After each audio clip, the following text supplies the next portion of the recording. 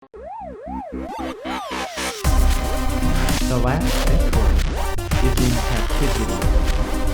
The galaxy is at peace. Hello, welcome to GameGazm. I'm Bren. I'm Dan. And today, what are we looking at, Dan? Well, I was never any good at addition, multiplication, or subtraction. How are you at division? Who writes this? Nobody. People like me and you, we're what's left to hold the line. Despite being one of the most eagerly anticipated and well-marketed games of the year, it's been very difficult to figure out just what kind of gameplay experience The Division was going to be.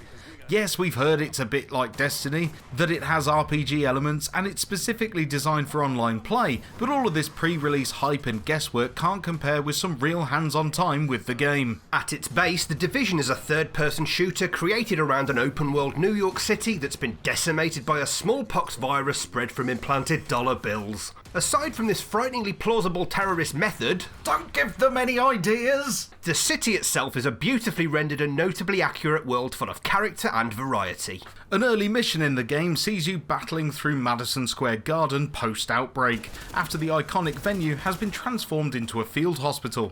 Whilst desperately trying to avoid being shot in the face, it's hard not to look up at the giant scoreboard above you and think, "Ha! I've always wanted to be here!" Killing crazy people in an iconic location. Oh, that got dark. The Division lives by its cover mechanic, which thankfully is very well implemented. You can run between cover by looking at where you want to be and holding the button down, and traversing corners is as easy as pulling the left stick in the required direction. Real pros will quickly be using the double tap to quickly roll in any chosen direction. A very useful tip for when you find yourself in the middle of hell with no plan but shooty, runny, shooty. Like many games of this kind of structure, Borderlands, Destiny, Borderlands 2, that newer bit of Destiny with Nolan North in it. the game's RPG elements come from an in-depth loot system and lots of menu options.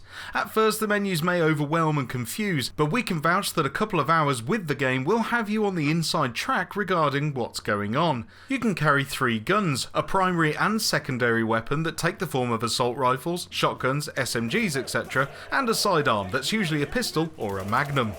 Or what, a triple thick condom? You never know. Not when it's triple thick, you don't. Waka waka!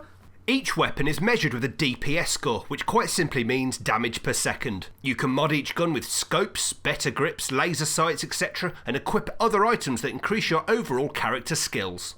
The guns aren't anything particularly special, but they do the job, and the semi-realistic framing of the story doesn't really allow for extravagant weaponry anyway. The only major downside to this is that getting a new jacket every now and then that's a slightly different colour to the last one is a little depressing. So don't get upset when you play for hours and your reward is another storm grey beanie. Your character has an overall XP level too that dictates the kind of loot you get and which areas of the city you can go into. As you level up, you get access to extra weapon slots, perks and talents. Perks aid you on your journey through NYC by giving you special abilities such as pinging the surrounding area to mark enemies or being able to deploy a remote turret. Talents are permanent ability upgrades that stay with you for the rest of the game. Missions do have a little variety. We rescued some hostages, cleared some streets of thugs, and raided a department store looking for the source of the virus cache. Most missions are broken down into either medical, technology, or security categories. Depending on which mission you complete, you'll be awarded points to spend on your base of operations to get certain functions back up and running. You may do a couple of medical missions to get the intensive care wing back up and running, which will unlock medical perks and permanent talent upgrades. Think of it as an in-game physical upgrade tree. This base of operations is where you can buy and craft new weapons and mods too, and stays assigned to you as a player, no matter who you're playing with, so your individual progress isn't affected if you change your clan or play alone. The game has a dynamic weather system and a day-night cycle too, which keeps you on your toes and heightens the feel of realism. Aiming is hard in a storm, for example, and the enemies behave differently at night. The graphics are unquestionably some of the best we've yet seen this generation, and on the PS4, which is the version we played and the version you're seeing here, it ran like a dream. This New York is as impressive out on the wide, tall streets as it is in the details of an abandoned apartment block. The care and attention to detail shines through in every pixel. We spent ages playing this game this week, but as seasoned gamers we know we've barely scratched the surface. We're yet to venture into the Dark Zone, at the centre of the New York City map for example. Here the game takes on a whole new skin as a player versus player combat zone in battles for some of the best loot the game has to offer. No matter what you pick up here, it's not yours until you're extracted by Chopper. Get to the chopper! Every time.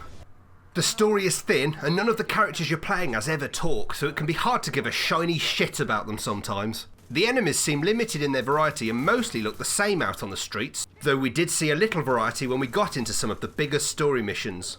In one section we were totally cornered by some flamethrower wielding thugs known as cleaners, and it took a few attempts before we nailed our strategy.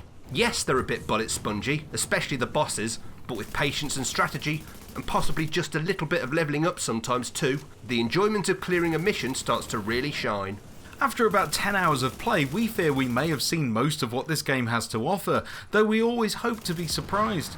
Either way, if you're going in for the long haul on The Division, it's definitely better with friends. The entire experience is built around playing with others and the game is better for it, but if you and 3 mates decide to quad team it, you'll have a much better time than a solo slog. Billy no mates? Well, the game will matchmake you to appropriate players and you'll be on your way. We even had help from a couple of random players whilst we were capturing the footage for this video. Hey fellas.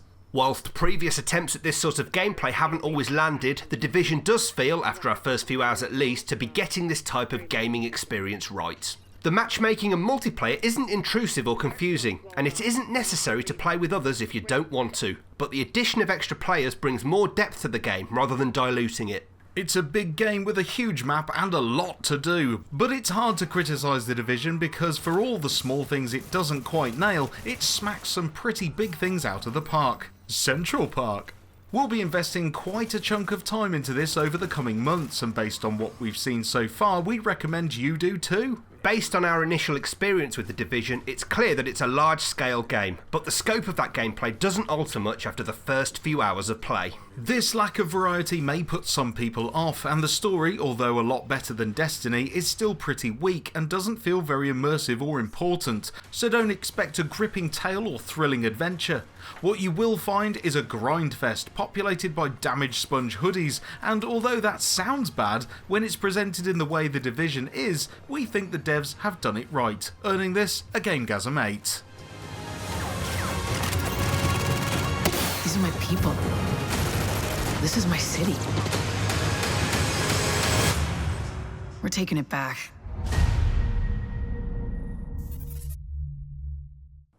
And that was The Division. It was, not the subtraction or the addition or the other one. The other one, yeah.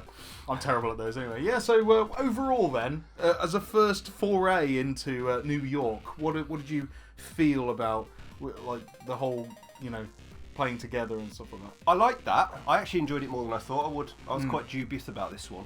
I'm never sure how these games are going to be structured. I mean, I do like Borderlands, but I couldn't go near Destiny, so I was kind of like, it's 50. I never know which way it's going to go, but it seems to have fallen the right side of the fence. And that was the other thing. Like, a lot of people were like, oh, it's just like Destiny, but in third person. And you know what? Yeah, it kind of is, but it's done it in a way that, I don't know, it feels like it's got this layer of quality over the top of it. The quality is superb, and I don't just mean like the graphics, but I actually enjoyed playing the game, which is always good.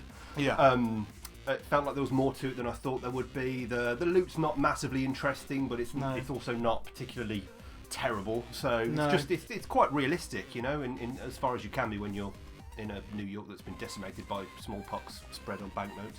Yeah, which is kind of a weak after plot. That. Yeah, it's kind of a weak plot. I think that's probably one of its major downfalls is the story is in there and it's integrated and it's done a lot better than how Destiny did it, which was like basically non-existent. Yeah. But it still feels like the plot has to be weakened for the fact of the type of game that it is. So much to do in the game that they couldn't possibly plot anything stronger than this, probably. Yeah. Because where do you put the set pieces? It's an open world. And the game's based on you going out doing stuff to level your character up, and I don't see how they could integrate a really intricate story within that. It would be tough. They've done it well, as they have. Like, it's basically like main mission, bunch of side stuff, main mission, and each of the main missions you get a bit more story and a bit more fleshed out kind of thing. But yeah, I mean, I don't know. Where do you see it going in the future, really?